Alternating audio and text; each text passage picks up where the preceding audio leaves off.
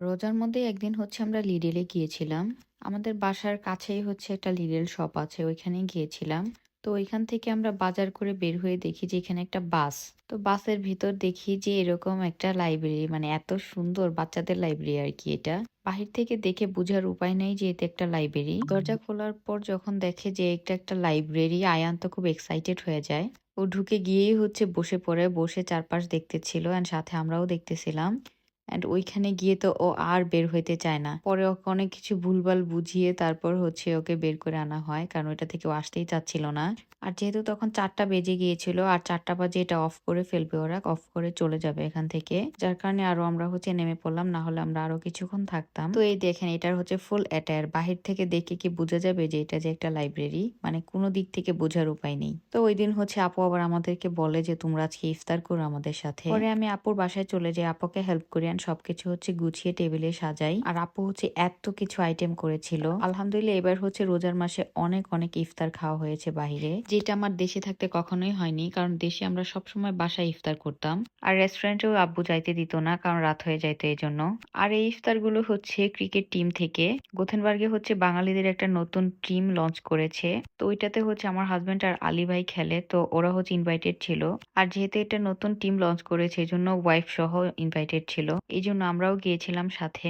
এটা হচ্ছে একটা লোকাল ভাড়া নিয়ে করা হয়েছিল। আর এখানে হচ্ছে এক আপু আছে, দিশা আপু নামের, উনি হচ্ছেন ব্লগ করে। তো বিকাশ থেকে হচ্ছে বা প্রতি বছর যে ভিডিওগুলো করা হয় দেশে দেশে মাহে রমজান নামে যে অনুষ্ঠানটা করা হয় বিকাশ থেকে, তো গুথেনবার্গে হচ্ছে এটা দিশা আপু পায়, গতবারও পেয়েছিল নাকি। তো ইফতারের পর হচ্ছে উনি একটা গেমস এর আয়োজন করেছিল, বেলুন উপরে দিয়ে হচ্ছে যে কে কতগুলো চকলেট তুলতে পারে প্লেটে।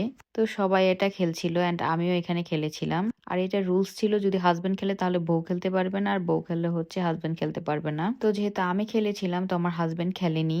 তো এইখানে হচ্ছে চোখের দেখার একটা মিসআন্ডারস্ট্যান্ডিং হয়েছিল। আমি 7টা চকলেট তুলেছিলাম, বাট ওরা আমাকে 2টা ডিসকোয়ালিফাই করে 5টা কাউন্ট করে। আর যেহেতু আমি নতুন ছিলাম, ওইখানে মাত্র এসেছি, তো লজ্জার কিছু বলিনি। তো পরে আমার জায়গায় হচ্ছে অন্য একজন উইনার হয়ে যায়, না হলে আমি আর উনি হচ্ছে ড্র ছিলাম। তো ওই আপু আর আমার মধ্যে হচ্ছে ড্র হইতো যদি দেওয়া হইতো। তো এটা নিয়ে আমার খুব মন খারাপ ছিল যে আমি কেন পারলাম না, আমি তো 7টা তুলেছিলাম, কেন 2টা দিল না।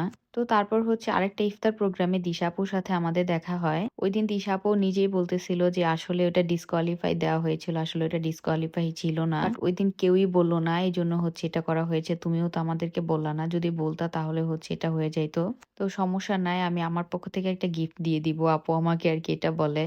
তো যাই হোক, এটা একটা গেমস ছিল, উনি যে বুঝতে পেরেছিল যে এটা ডিসকোয়ালিফাই ছিল না, এতে আমি খুশি। আর এই খেলায় যে দুইজন উইনার হয়েছিল তাদের দেশে হচ্ছে 5,000 টাকার গিফট ভাউচার পাঠানো হয়েছিল। অ্যাপেক্স থেকে 1500 টাকার একটা গিফট ভাউচার পাঠানো হয়েছিল, আরো কি কি যেন সাথে ছিল আমি ভুলে গেছি। আর এই আপুটাই ছিল আমাদের দিশা আপু, উনি হচ্ছে ব্লগ করে, উনি বিকাশের স্পন্সরশিপ পেয়েছিল।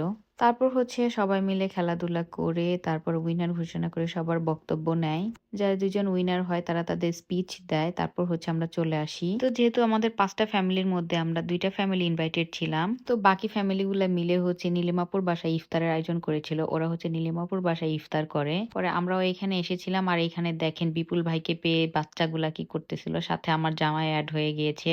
বাচ্চাগুলা হচ্ছে বিপুল ভাইকে পেলে মানে খেলতে চায়, খুব মজা করতে পছন্দ করে। তারপর দেখেন আমার হাজবেন্ডের উপর চড়ে আইয়ান কি করতেছে, এটা হচ্ছে মাসাজ দিচ্ছে, মানে সবগুলা উঠে একদম মাসাজ দিচ্ছে। কি যে একটা অবস্থা, এই 2টা বাচ্চা আর বিপুল ভাই এক জায়গায় হলে মানে এগুলাই করে ওরা। তো এখানে সেখানে দাওয়াতের চক্করে হচ্ছে বাসায় আমার খাওয়াই হচ্ছে না, এদিকে হচ্ছে আমার টক দইয়ের ম্যাচ চলে যাচ্ছে, তারপরে স্ট্রবেরি গুলাও নষ্ট হয়ে যাচ্ছে আমার। তো রাতে এসে হচ্ছে আমি স্ট্রবেরি দিয়ে ফ্রুট সালাদ খেয়েছিলাম। তারপর একদিন হচ্ছে মারি আপু আমাদেরকে দাওয়াত দেয়, তো যেহেতু আমি ফ্রুট সালাদ খাই আর আপুরও গ্যাস্ট্রিকের সমস্যা, তো আপুও খায়, তো আমার জন্য সুবিধাই হয়েছে, ইফতার করে আমরা দুইজন ফ্রুট সালাদ খেয়েছিলাম।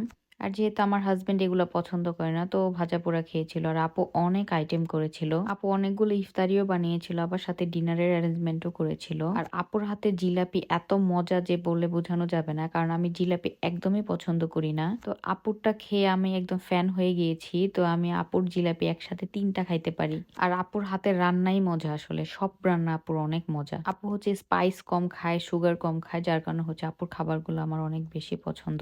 এখন ভয়েস ওভার দিয়েও হচ্ছে জিলিপি দেখে এখন আমার খাইতে মনে যাচ্ছে, লোভ মানুষকে কোথায় নিয়ে যায়।